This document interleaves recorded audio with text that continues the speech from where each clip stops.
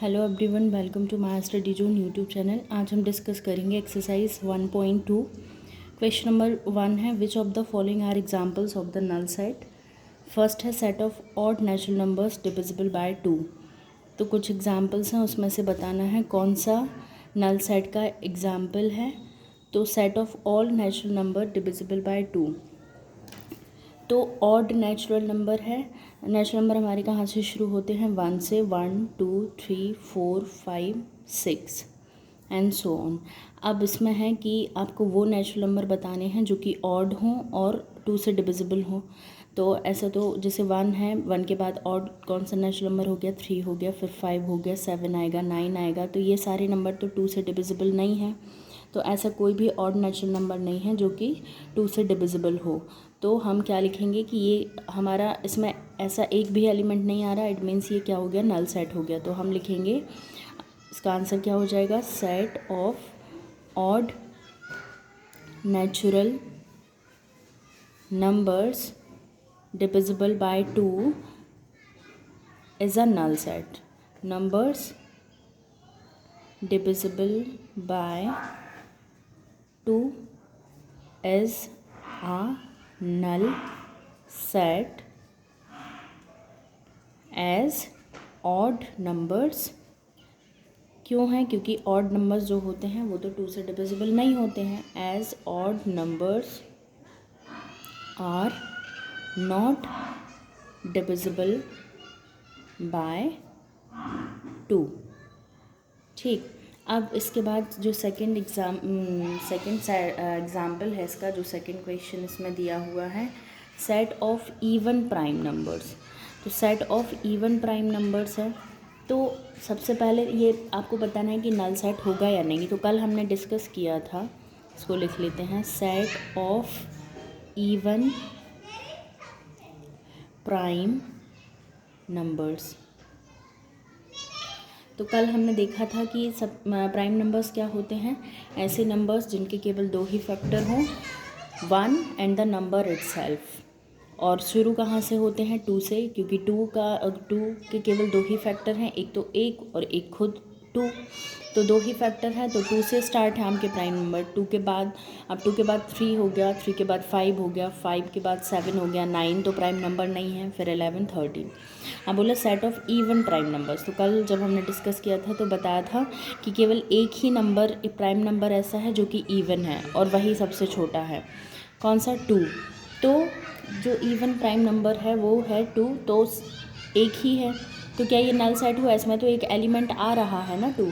तो set of even prime numbers is not a null set as 2 is an even prime number, है ना। तो इसमें हम क्या लिखेंगे? Set of even prime numbers, ये क्या हो जाएगा? Is not a null set, है ना, is not a null set as 2 is even prime number. अब इसके बाद जो थर्ड है, थर्ड और फोर्थ में, थर्ड में दिया है आपका आपको एक एक्स, चलिए इसको कर लेते हैं। थर्ड दिया है x is a natural number. कैसा नेचुरल नंबर है? कंडीशन दिया है x is less than 5 and x is greater than 7। ठीक है, मतलब एक्स कैसा है? चलिए एक नंबर हम बना के देख लेते हैं। जैसे मान लीजिए ये आपका नंबर लाइन है, यहाँ आपका हो गया 0, ये हो गया आपका 1 2 3 और ये आगे जाके आपका इधर 4 5 6 और 7। ठीक है, ये हो गया आपका 6, ये हो गया 7 और इधर आ जाएगा आपका 8। तो अभी क्या बोला है कि ऐसा x जो कि नेचुरल नंबर है, और x कैसा होना चाहिए? 5 से छोटा और 7 से बड़ा, means less than 5। Less than 5 means कहाँ जाएगा? इस तरफ। 5 से लेस देन है मीन्स लेफ्ट तरफ, 5 के लेफ्ट साइड जाएगा। एंड ग्रेटर देन 7 मीन्स इस तरफ। तो ऐसा कोई नंबर है जो 5 से छोटा हो और 7 से बड़ा हो? तो ऐसा तो कोई भी नहीं है, क्योंकि 5 से छोटा होने के लिए हम नंबर लाइन पर इस तरफ चलना पड़ेगा और 7 से बड़ा होने के लिए हमें नंबर लाइन पर राइट तरफ चलना पड़ेगा। तो ऐसा तो कोई भी नंबर नहीं है जो इसमें और इसमें कॉमन हो, नहीं है। तो हम इसको क्या लिखेंगे कि ये आपका क्या हो जाएगा? ये आपका हो जाएगा नल सेट, क्योंकि ऐसा कोई भी एलिमेंट नहीं है जो कि लेस देन 5 हो और ग्रेटर देन 7 हो। तो ये आपका हो गया नल सेट। अब नेक्स्ट इसका एग्जाम्पल आपको नेक्स्ट दिया हुआ है, y such that y is a point common to any two parallel lines. ठीक है, तो y इस फोर्थ है, y such that y is a point common to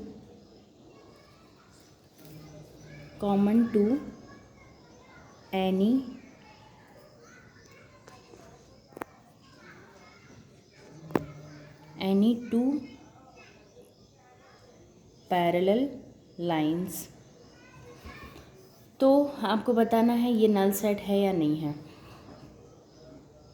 point common to any two parallel lines, तो जब भी दो parallel line जाएंगी तो पैरेलल लाइन तो कहीं भी इंटरसेक्ट नहीं करती हैं, तो पैरेलल लाइन जब इंटरसेक्ट ही नहीं करती है तो उन दोनों में कोई भी कॉमन पॉइंट नहीं होगा। तो ये आपको याद रखना है कि ये क्या हो जाएगा, नल सेट, क्योंकि दो पैरेलल लाइन कभी भी इंटरसेक्ट नहीं करती हैं तो ऐसा कोई भी उनका इंटरसेक्शन पॉइंट नहीं होगा। अब नेक्स्ट है क्वेश्चन नंबर 2 जो दिया है, क्वेश्चन 2 में दिया है आपको बताना है विच ऑफ द फॉलोइंग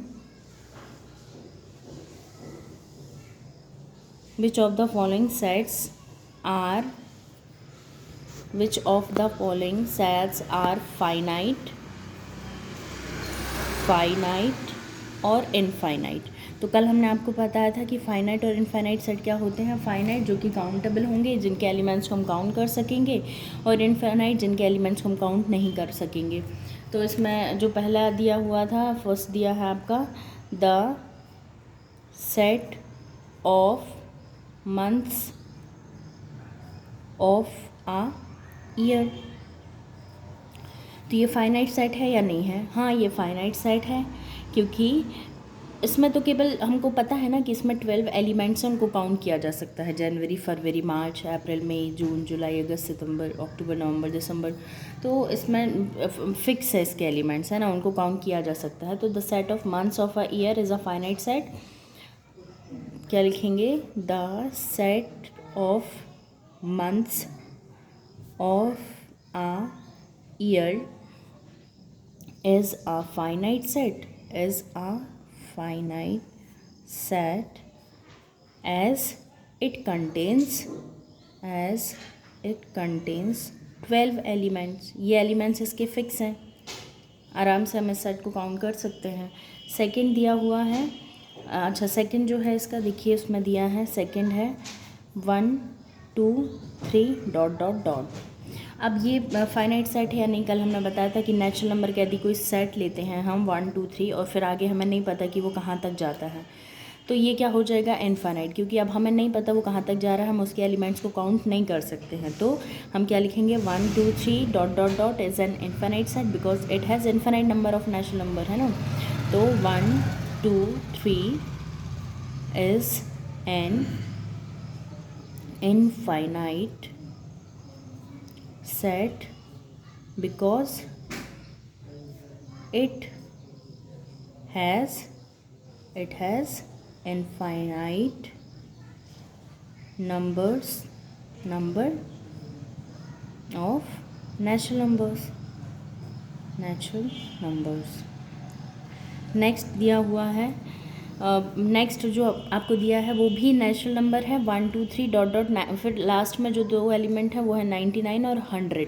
तो ये भी नेचुरल नंबर का सेट है, 1 से स्टार्ट है, लेकिन इसके जो दो लास्ट एलिमेंट है वो एक है 99 और 100 पे ये स्टॉप हो गया है। मतलब हमें 1 2 3 से कहाँ तक जाना है? 100 तक जाना है। मतलब इसमें क्या है? फाइनाइट नंबर ऑफ एलिमेंट है, हम इनको काउंट भी कर सकते हैं 1 2 3 4 5 6 7, कहाँ तक? 100 तक, उससे आगे नहीं। तो ये हमारा क्या हो जाएगा? Finite set as the numbers from 1 to 100 are finite. तो थर्ड हम क्या लिखेंगे? थर्ड हो जाएगा, थर्ड क्या दिया है? 1 2 3 99 100। तो इसमें हम क्या लिखेंगे? ये क्या हो जाएगा? As a finite set as the numbers from 1 to 100 are finite, क्योंकि इसके नंबर जो इसमें एलिमेंट है वो सभी क्या है, फाइनाइट है, इजीली हम इनको काउंट कर सकते हैं।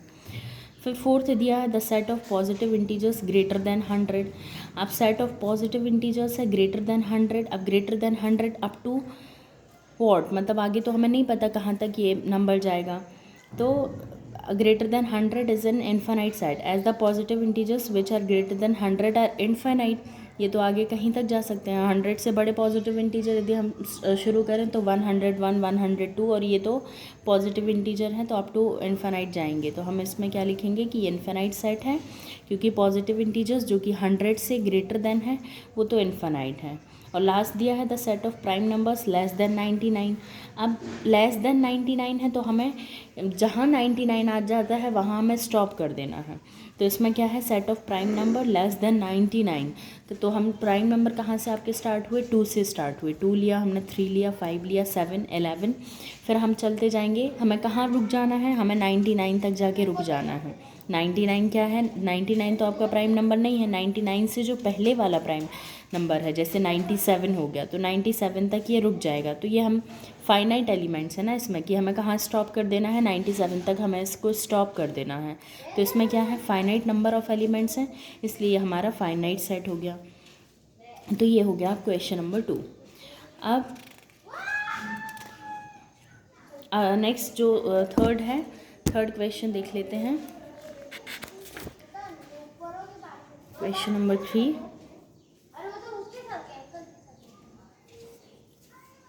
क्या दिया है, state whether each of the following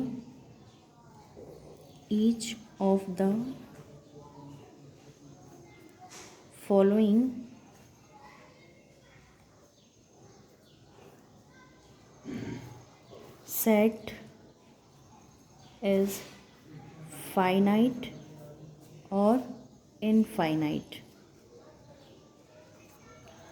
तो फर्स्ट जो दिया है आपको, फर्स्ट दिया है the set of lines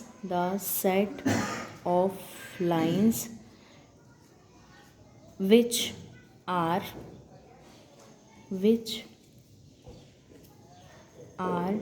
parallel to x axis।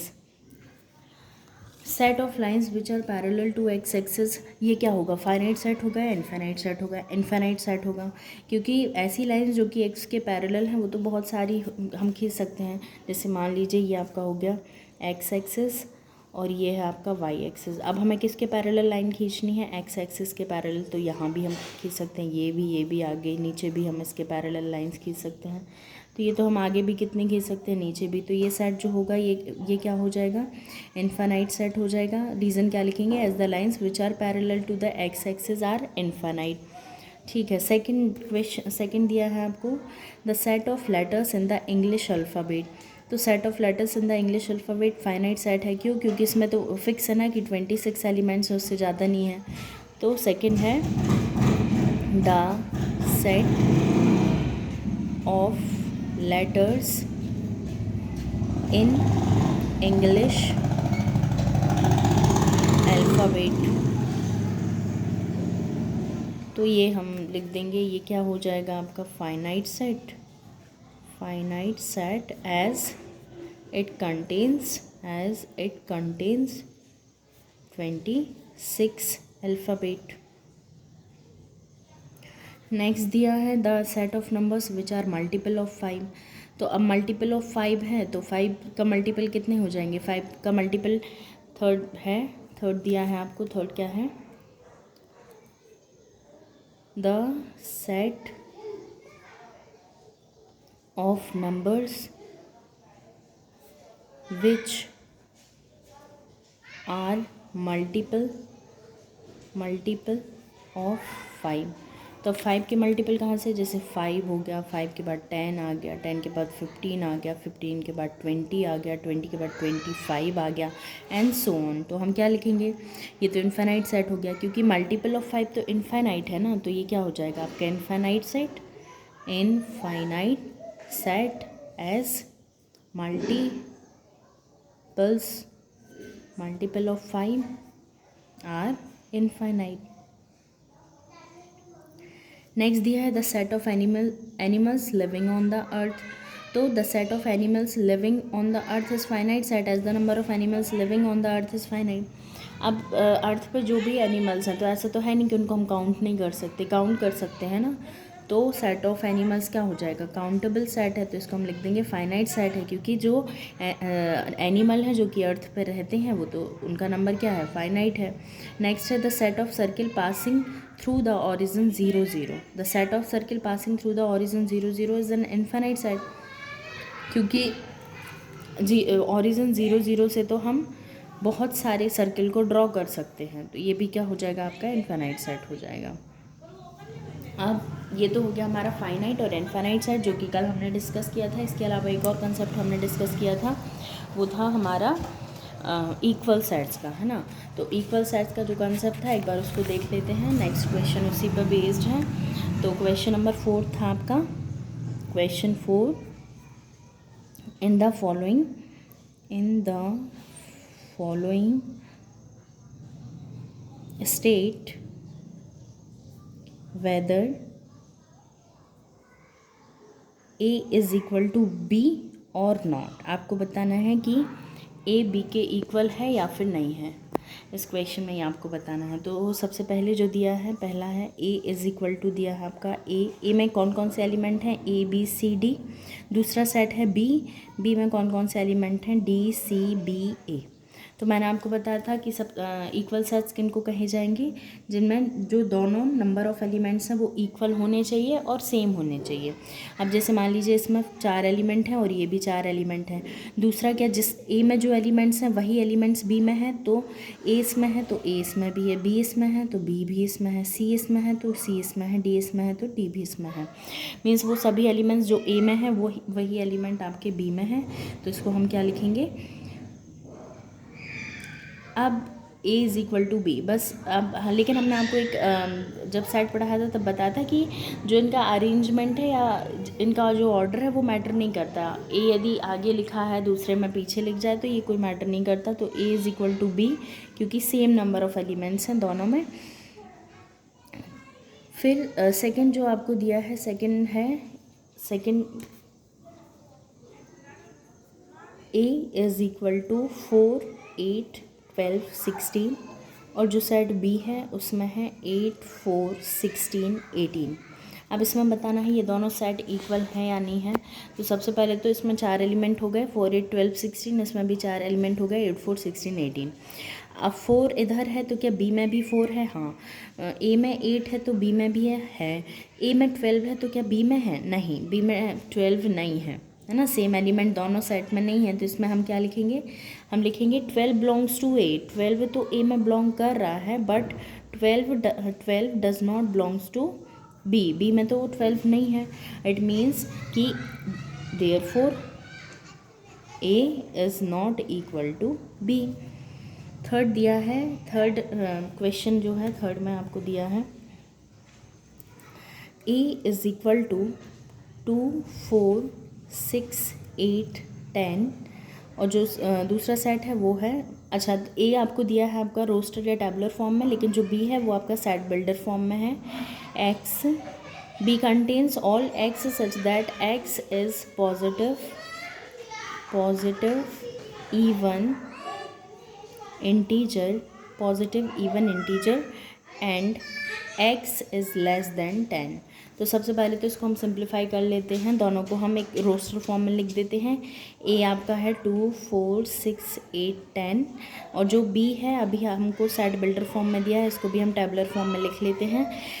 b में वो सभी x हैं कि x क्या है, पॉजिटिव इवन इंटीजर है, and x is less than equal to 10। अब पॉजिटिव इवन इंटीजर है तो x हमारा कहाँ से शुरू हो जाएगा, पॉजिटिव है और इवन भी है, तो पॉजिटिव है तो सबसे पहले तो 1 से हम शुरू करेंगे, लेकिन क्या लिखा है इवन भी होना चाहिए, तो 1 तो इसमें होगा नहीं क्योंकि 1 इवन नहीं है, तो 2 होगा, 2 के बाद क्या होगा 4 होगा, 3 नहीं होगा, 3 क्यों नहीं होगा, क्योंकि 3 पॉजिटिव इंटीजर तो है लेकिन इवन नहीं है, तो 4 के बाद 5 आ जाएगा, 5 आएगा, 5 नहीं आएगा क्योंकि 5 भी इवन नहीं है, फिर क्या आ जाएगा 6, 6 के बाद 8, 10 आएगा क्या, हाँ, लेस देन इक्वल टू 10, मतलब 10 से छोटे एलिमेंट्स हैं सारे और 10 के इक्वल भी, तो ये 10 भी आ जाएगा। अब ए में कौन कौन से एलिमेंट है, 2 4 6 8 10, बी में 2 4 6 8 10, दोनों में सेम एलिमेंट हैं, तो इसमें हम क्या लिख देंगे, A is equal to B. Fourth दिया है A contains all x such that x is a multiple of 10 and, अच्छा इसको भी कर लेते हैं, जैसे फोर्थ दिया है, फोर्थ है A contains all those X such that x is a multiple of 10 and B is equal to 10 15 20 25 30 and so on. तो सबसे पहले तो ए का सेट बिल्डर फॉर्म में दिया है तो ए को हम टेबलर फॉर्म में लिख देते हैं, तो ए में वो सभी एक्स हैं जो कि 10 का मल्टीपल हैं, तो 10 के मल्टीपल क्या हो जाएंगे, 10 का मल्टीपल होने के लिए 10 के बाद क्या आएगा, 10 का मल्टीपल है, ध्यान रखना है इसमें 5 का मल्टीपल नहीं है, ठीक है, तो 10 का मल्टीपल 10 आएगा, फिर 10 के बाद 20, फिर 30, फिर 40, फिर 50 एंड सो ऑन। और बी में कौन कौन से एलिमेंट हैं, बी में है 10 15 20 25 30 एंड सो ऑन। अब बताना है ये दोनों सेट इक्वल हैं या नहीं है, तो देखिए इसमें 10 है तो 10 है, ये 20 है, ये तो 15 है ना, तो या तो 15 ए में नहीं है, इधर 20 तो है बी में, लेकिन 15 क्या ए में कंटेन कर रहा है, तो नहीं है, तो हम क्या लिखेंगे कि 15 belongs to B but 15 does not belongs to B, A sorry B में तो 15 है लेकिन ए में 15 नहीं है, तो हम क्या कहेंगे, A set A is not equal to set B, तो ये हो गया आपका इक्वल सेट। अब जो फिफ्थ क्वेश्चन है वो फिफ्थ क्वेश्चन आप एक बार ट्राई करिए, तो फिफ्थ तो 6 हम नेक्स्ट क्लास में डिस्कस करेंगे।